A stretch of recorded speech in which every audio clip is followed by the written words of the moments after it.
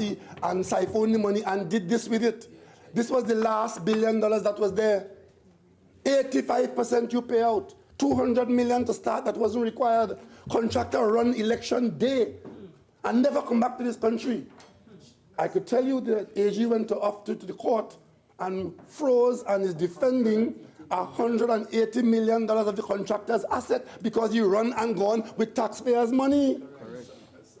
Non-extradition. And they will get up in this parliament and seek to attack us. Madam Speaker, this is not about me or any member on these benches. This is about the people of Trinidad and Tobago being raped. Madam Speaker, do you know what 200 million looks like? Madam Speaker, you know how many schools that could have built? We have many schools all over the country, Madam Speaker, that the work is not going on now. And they raise it here every day as constituency issues every day. The work is not going on because the money has been stolen. Yes. You take $200 million and hand it to SIS. And SIS gone, never to come back, and you have the gall to come and ask me about school in your constituency. If you had really wanted to represent your constituency, you would have made sure that this 200 million, instead of being paid to SIS, when it wasn't required, that you spend it on your schools in your constituency. And mine as well, Madam Speaker. And then you are such great managers, a $1 billion project, and you pay out 85% of the money. And 45% of the work. But I tell you worse than that. Now that the work has been stopped, the estimated value of the project now for sale, after the overpayment of $67 million US dollars, the estimate to complete it is $293 million US dollars. US. Yes, and the value, Madam Speaker. Madam Speaker, the value, the salvageable value, salvage value $10. is $3.5 million US dollars. $3.5 million US dollars. That's the gift.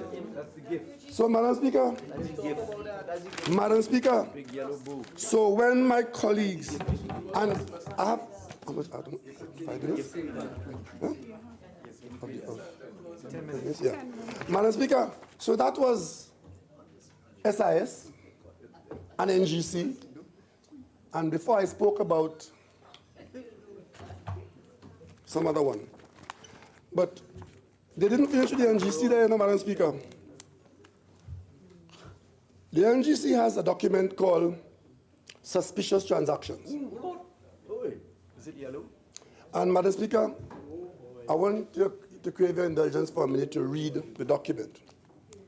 An examination of NGC records during 2010-2015 discloses a record of deliberate attempts to conceal expenditure, indefensible wastage, and siphoning of money. Over the period 2013 to 2015, a record $915 million was spent on 46 CSR projects relating to roadworks and recreational facilities, totaling $422 million, and communications, $493 million. So the NGC became a roadworker. And communicator. And communicator. But interestingly enough, Madam Speaker, 26 projects relating to roadworks were primarily in Penal, 13 projects for $132 million. Couva, 6 projects, $116 million.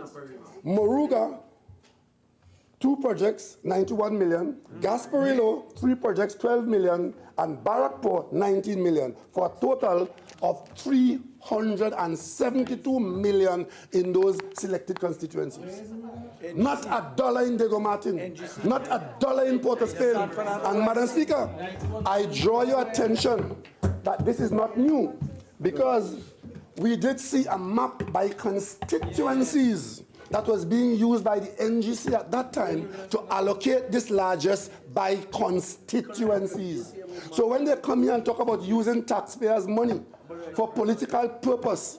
That was the hallmark of the last government, central government, as the MP for Port of Spain North said, and in the state enterprise as it was being handled by the NGC.